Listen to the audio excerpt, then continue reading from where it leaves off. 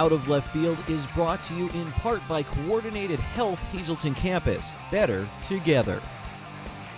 Welcome everyone, and before we start, I feel it's important to thank each and every one of you for watching. I really do appreciate it. Now run, because monsters are coming. I mean monsters in a good way, so don't panic. On this edition, we have monster coaches, monster drivers, and two guys with a monster fastball. First up, it's the second part of our interview with Hazleton Area High School basketball coaches Joe Gavio and Mike Joseph. Celebrating 25 years of basketball at the Hazleton Area High School is a big thing, and there's a lot to discuss. In the second part of the interview, you'll hear about St. Joseph's Gym, the importance of family in coaching, and we kick things off with a story about the second all-time leading scorer for the boys basketball program, former Major League Baseball player Russ Canzler. The funny thing with Russ Canzler, I tell the kids now, he was a baseball player. He was getting drafted at the time, and he did get drafted. I think he had a scholarship to go to Richmond, if I'm not mistaken, and stuff. And I said, Russ, that's great. But they were playing in a big game or getting ready for districts. He said, listen, he said, that's going to be my sport. But there's nothing like high school basketball. And I agree 100%. The fans, the people, you know, it's the winter time. You're not doing the, yeah, I mean, there's something about that. There's something about, high school basketball. I said, okay, just being on a team, being part of it. I still believe, and we talked about this before, there's something important about getting a uniform. I try to keep as many kids as I could, and sometimes they come and they're not playing. Listen, I still think there's something about being on a team, a high school team. I say, do your thing. We need someone to wave the towel on the bench. We need someone to push people. We need that. And I remember stories where my manager, we lost a real tough game with the Ashley Gym group, Labuda and Kim Dotson. It was a great team, and we lost in a buzzer basket up at Scranton against arch rival Abington Heights. And they were taking it bad. We all were taking it very bad. We couldn't find my manager. She was in a corner crying. My manager was crying because it meant that much to you when you get that close.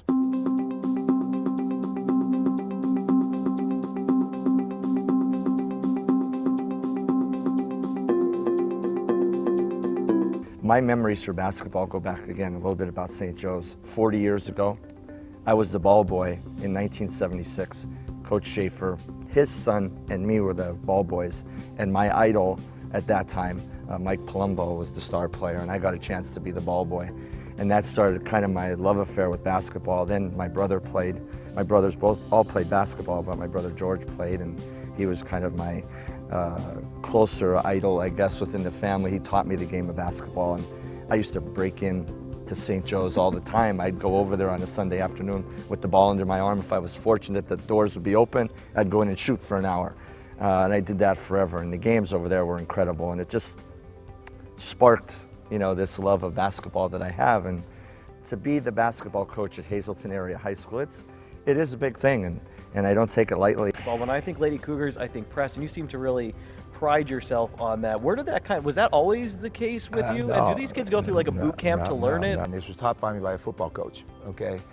Late Adam Szyminski, okay, who was a teacher at Hazleton High School and here, and I was he's a football coach. In those days, they took care of football coaches and gave them more jobs, or there wasn't people who wanted jobs. I really don't know, but he was coaching football. Dave Schaefer's the head coach, and I come from Mother Grace, where there's 7 boys and 12 girls, and and you got Harmon and Greeby and these big schools and stuff. And he didn't come in till later after, and there wasn't a lot of summer stuff at that time. A real tryout was the first day you saw them. There'd be all these kids here. He was late, and Tinker Canis would help out until Adam could come there, and this is what he did, and he got us out there, and he'd make you run sprints. Just keep running sprints. You just keep running sprints. Okay, you get over there, you get over there, you go, and you're running sprints. I happen to be the tallest at 5'9" of the quickest kids, okay? Well, you're the center. Well, at Mother Grace, I was the center, I was the guard, I was everything, okay? And the bottom line is you put this press in, and I fell in love with it, and we just wear you down. I was never in better shape in my life, but it's fun. I like it, and I like the way I like to play it. I like the up tempo. Yeah. It's fun. You watch it. Kids get a lot of shots, and it makes you better. I think. I think it makes you better when you're running and playing. I think the game of basketball is played that way. You're moving. It's exciting.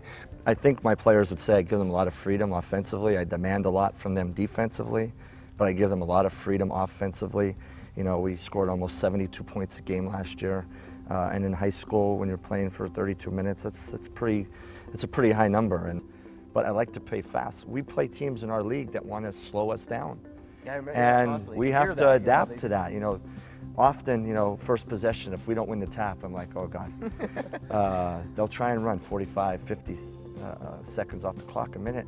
And we have things in place right now. We'll go right into half-court pressure because I don't want a game to be in the 30s or 40s because there's not a whole lot of margin for error then. We want more possessions. We want more shots than our opponent.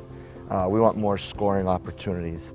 And we try and, I guess, tempo is big with us. And once again, as I tell my coaches, my players and everybody, after coaching 41 years in different sports and stuff like that, I think I've seen everything, and I can give you a story on everything that you wouldn't believe. And they say, how could that happen? And I'll tell one with Michael. I'll tell one with Michael Joseph. We were at D.A. Harmon. They used to call it Gav's Graveyard. He put little tombstones up. We had fan buses. It was like nuts. We had shirts, hats. What was on the tombstone? Oh, on the tombstones, every team name when they lose. Then we put them up there, and it was exciting and stuff. And we didn't lose at home. I always say, you don't lose at home. We'd run up the wall. You could be able to dunk it. Michael used to be able to dunk it because you go up the wall, and it was crowded. It was exciting, and I say this story all the time. Don't think you can ever not lose because you can lose. We're playing a Wedley team coached by our former security guy Jimmy Henry, and we were in first place, and they were 0-for. They were 0-for. Michael, if you remember this, and we didn't lose at home in my last 5 years coaching there. Like we just didn't lose at home. This was the place. It was so tight.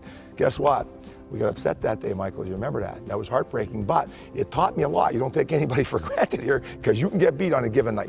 And I want to close off with kind of the family aspect. And Coach Joseph, your parents are in the stands almost every game I see there. How special is that for you? And do they comment on the game? Do you get advice from them?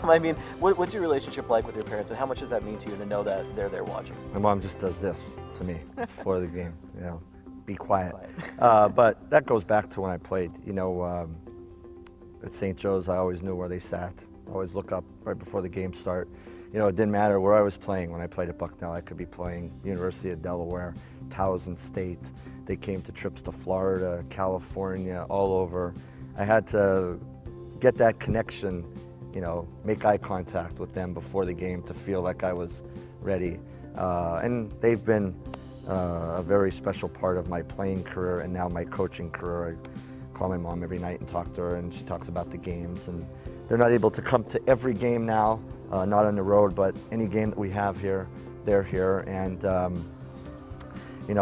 where Coach Gavio got the ability to talk, I think his mother, definitely. And my mother's the same way. I wasn't always this talkative. So your mother says quiet to you, but I understand she can talk. Yeah, she'll talk your ear off. But your family means a lot to you.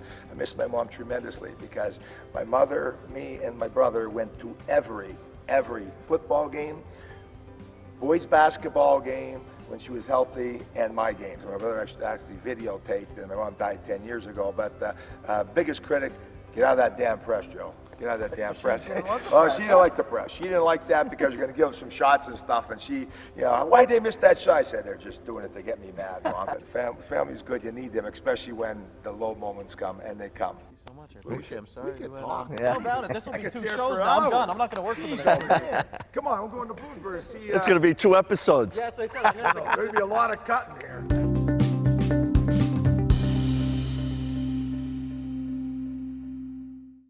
Grab your earplugs because things get loud next as we head to a Monster Jam competition and get to know a number of people on the Monster Jam Triple Threat East Tour.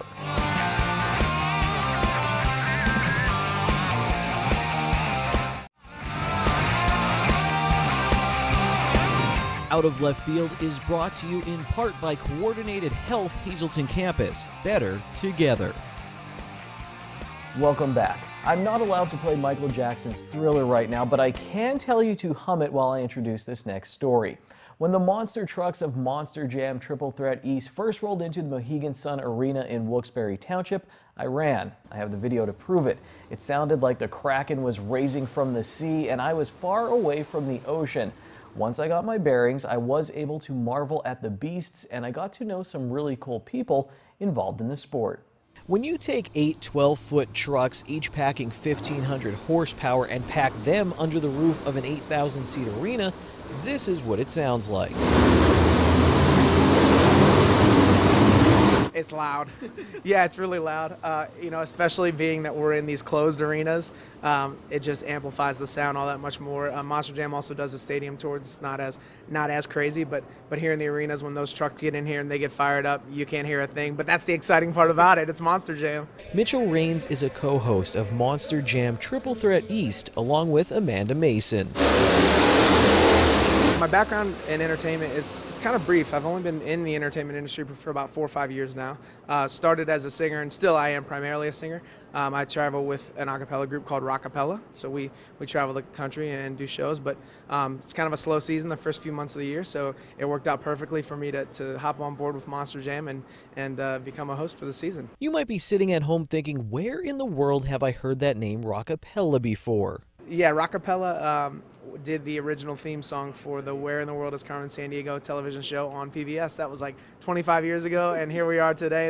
I wasn't with that group, but here we are, and we're still kicking and going strong. While the Monster Jam Triple Threat Series East Tour doesn't cover as much ground as Carmen Sandiego, they do go as far south as Birmingham, Alabama, and as far north as Worcester, Massachusetts. This stop in Wilkes-Barre is toward the end of the season that runs for about 2 months. Whoever tops the point standings in each of the 9 Monster Jam series is invited to participate in the World Championships in Las Vegas. So we're all wanting to go to the World Finals. We all want to be a part of it. It's the biggest show of the year. So, I mean, some of us are here to have fun, and some of us are here to win. Some of us are here to get those points on the board, and I'm definitely here to win, and it means a lot to me to be here, and it would mean the world to me to be in World Finals. So I'm going to do whatever I can. Merriam-Webster has several definitions for the word monster. The last definition states one that is highly successful. For 10 weekends out of the year, 8 drivers battle it out to become the monster of Monster Jam Triple Threat East.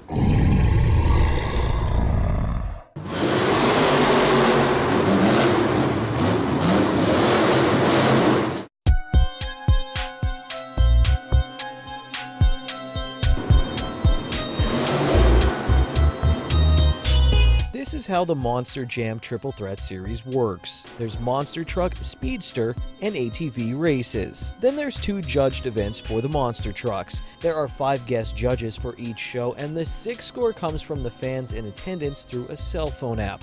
The first judged event is wheelies. Wheelies, we tell everybody we're shooting for a 45-degree angle is what you're looking for in our trucks. It doesn't take a whole lot of skill for this caliber of driver to go out on this track, hit a ramp, put that RPM level in the truck as high as it can go, set it on its tailgate, drop it back down. What really takes a lot of skill, a lot of patience, and a lot of practice is for a guy like Colton Eichelberger or Tyler Meninga in those 2 trucks to hit a ramp, lay it on its tailgate, walk it all the way across the pad, and then sled it down as soon as it gets down to the end. That's what you're really looking for. That's more of an 8 or a 9 than compared to a normal wheelie, it'd be a 6 or a 7 in most of our views. You may see some specialty tricks out of our judge competitions tonight, and especially in wheelies, where a driver will come over the top of this jump right here in the very middle, slam it in reverse, and back up, stick like this, and then walk it across the pad. Just keep in mind and watch for specialty tricks like that. The show ends with the freestyle competition. Last thing of the night you guys will be judging will be our freestyle competition. 60 seconds of what we call controlled chaos, anything from big air, saves, jumps, anything they can do within that white line that's painted around the track. The winner of each event gets 8 points, second place gets 7, and so on. Throughout the show, it's easy to forget that there's drivers inside the trucks doing their best to tame these monsters. How similar is it to a car or a race car? Honestly, it's just, you'd think 1,500 horsepower, it's a lot of horsepower, but it's also a lot of weight too. So for me, I mean, you can control the truck like you are driving a normal car on the road. It just, different people like to control it different ways. Some people can't control it. It depends on the person. But in my opinion, I feel like I can just control it like you're just your daily driver vehicle. What do you drive? What's like your regular car? 2013 Chevy Silverado. How do you see the world from up there? Is it much different? Can you see the people in the crowd every now and then, or is it just mud coming up there? Oh, absolutely. We get a lot of mud too, but the crowd, man, they go crazy. That's what we thrive off of when we're driving, and that's what we like to see when we're driving too, is them going crazy out there. Kayla Blood drives El Toro Loco. Her resume could get her into the Justice League alongside Batman and Wonder Woman. Motorsports-wise, I come from an ATV motorsport background. Other than that, I've been involved in several different things. I've always grown up living a challenge. So, I've been in MMA, I've done a little bit of ATV riding, I've been in the military, and you know, I love being a part of Monster Jam. It's just the next step for me, and I'm enjoying it. Do you do anything that's chill? I mean, do you stand up paddleboard? I mean, yoga. Do you relax sometimes? Oh, well, you know, I'm a hairdresser on the side as well, so I love being in the salon, doing my friend's hair and stuff like that. A little bit of downtime. We get to girl talk, you know, so that kind of takes away some of the going all the time, you know, and then I have a 4-year-old at home, so when I'm there with him, you know, it's all about him, so I have some downtime. The video you've been watching is all from rehearsal, and while it's really cool, the actual show crushes it like a car underneath 66-inch tires. Well, you know, it's a 1,500 horsepower truck, so it's definitely not your daily driver.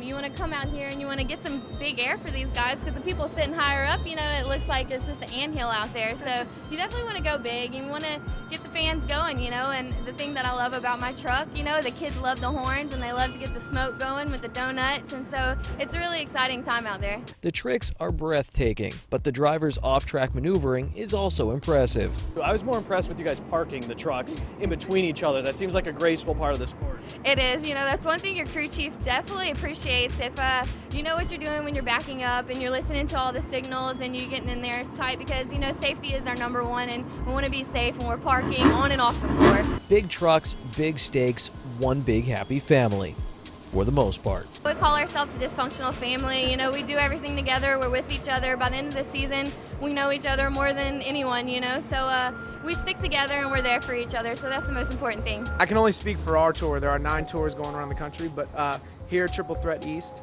our athletes are top of the line. I mean, we've got some good young athletes that really are skilled in these trucks. Monster Jam clearly has a solid future as long as these guys are sticking around, and you'll see it this weekend, man. They are true competitors, and not only that, they're good people too. We spend a lot of time with the athletes. We're touring with them. We're with them every weekend. We've really become a family here at Monster Jam Triple Threat East.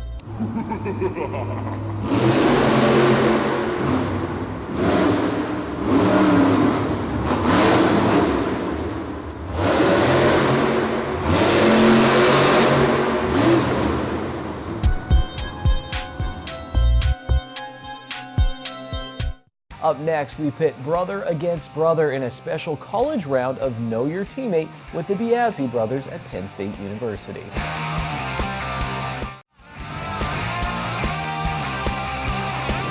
Out of Left Field is brought to you in part by Coordinated Health Hazleton Campus. Better together. Hello again and welcome back to Out of Left Field. I went out to Happy Valley for this next segment to talk with 2 of Penn State's pitchers, Sal and Dante Biasi. I helped the guys get ready for this season by running the former Hazleton area high school stars through a round of Know Your Teammate.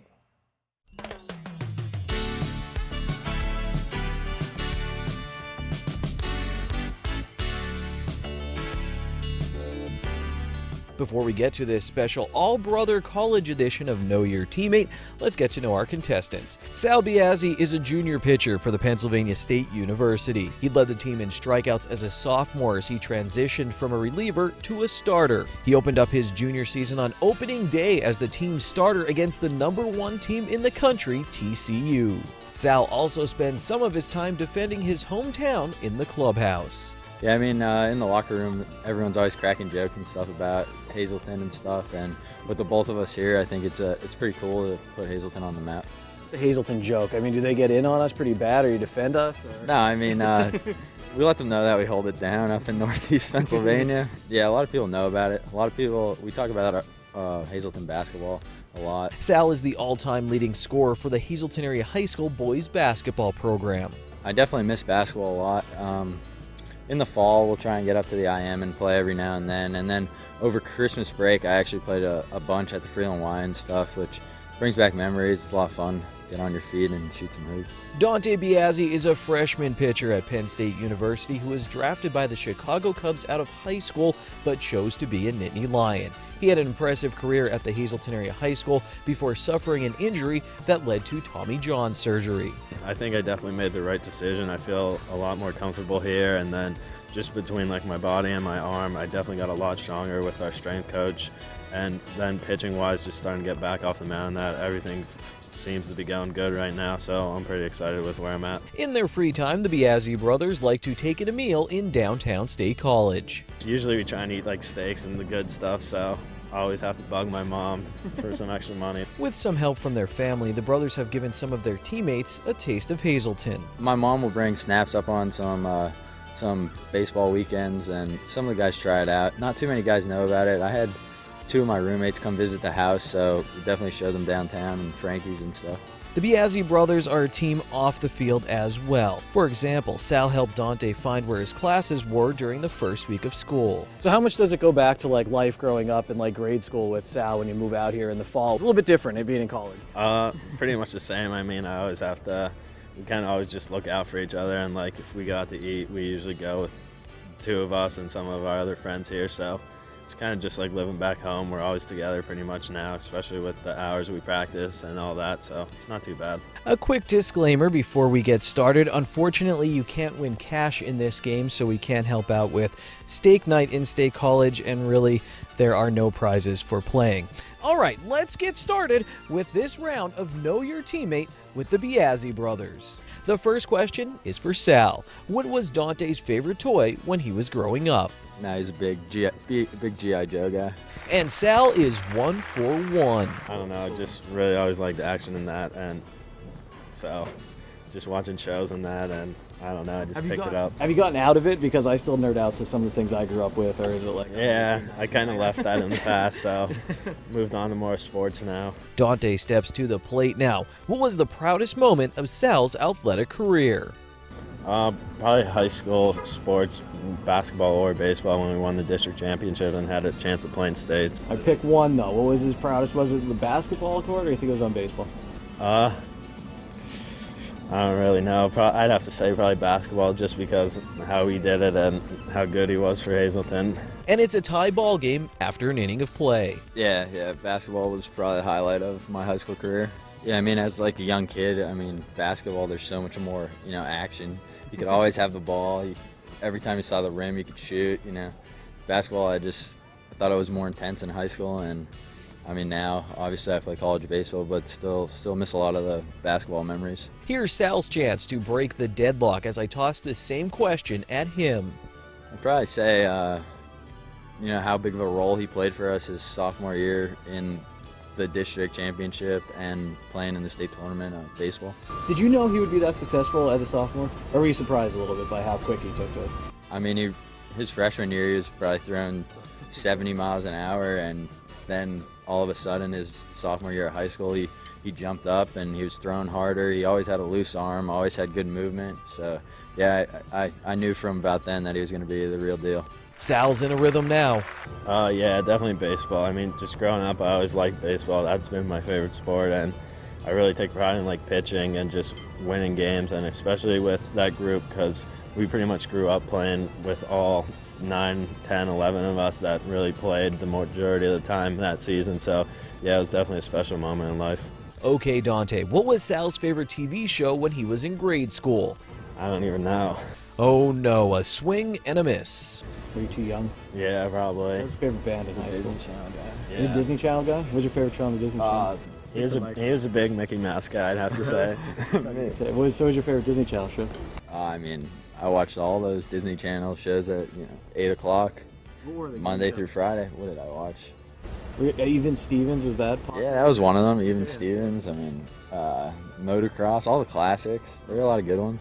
Sal has a no-hitter going, and I just jinxed him to give Dante a chance. If Sal gets this question right, it's all over. Where is Dante's favorite place to eat in Hazleton?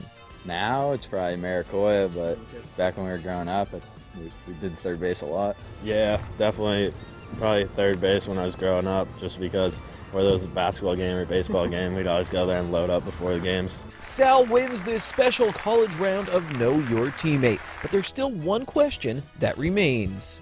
I definitely throw harder. Think so? Yeah. Dante, does he throw a little Maybe. This may be the last chance the brothers get to play organized baseball together, unless there's a super special Major League edition of Know Your Teammate in all of our futures.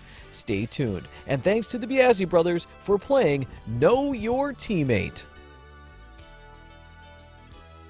Good times out at U Park, and I hope you had a great time during this edition of Out of Left Field. If you have story ideas or anything to say about the show, you can reach me at ken@ssptv.com.